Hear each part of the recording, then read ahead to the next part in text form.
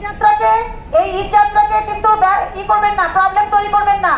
ভোক্তাদের জন্য অবশ্যই প্রবলেম তৈরি করবেন না। আপনারা যদি ভোক্তাদের সাথে এই ধরনের প্রতারণা করেন, অতিরিক্ত মূল্য নেন এবং সিট নিয়ে কারসাজি করেন, ফিটনেসবিহীন গাড়ি যদি আপনারা চালান, যদি আমরা এটা ধরতে পারি, অথবা লাইসেন্সবিহীন কোনো ড্রাইভার গাড়ি চালাচ্ছে, তাহলে কিন্তু ভোক্তা অধিকার আইন অনুযায়ী আমরা কঠোর ব্যবস্থা গ্রহণ করব। সবাইকে বলছি, ফিটনেসবিহীন কোনো গাড়ি চলবে না এবং লাইসেন্সবিহীন কোনো ড্রাইভার গাড়ি চালাবে না। অবশ্যই ড্রাইভারদেরকে বিভিন্ন ইন্টারভেলে রেস্ট করার মতো সুযোগ দিবেন, যাতে আমরা দুর্ঘটনা এড়াতে পারি। এই সময়, ঈদের সময় কিন্তু অনেক ধরনের দুর্ঘটনা হয়।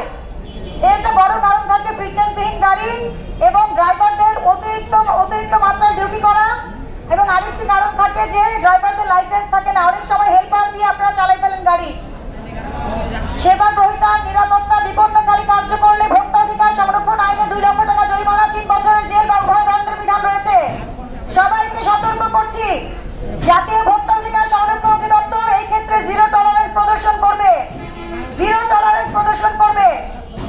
কোন যাত্রীর যাত্রা ব্যাঘাত করার চেষ্টা করবেন না।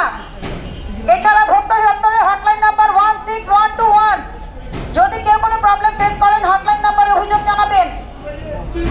সবাইকে অনুরোধ করছি, ভোক্তা স্বার্থ সুরক্ষায় কাজ করুন এবং ভোক্তা অধিকার আইন সহ পরিবহনের যে সকল সংশ্লিষ্ট আইন রয়েছে, সরকার কর্তৃক যে আইনগুলো আপনাদেরকে অবশ্যই বাধ্যবাধকতা রয়েছে, সেগুলো অবশ্যই মেনে চলতে হবে।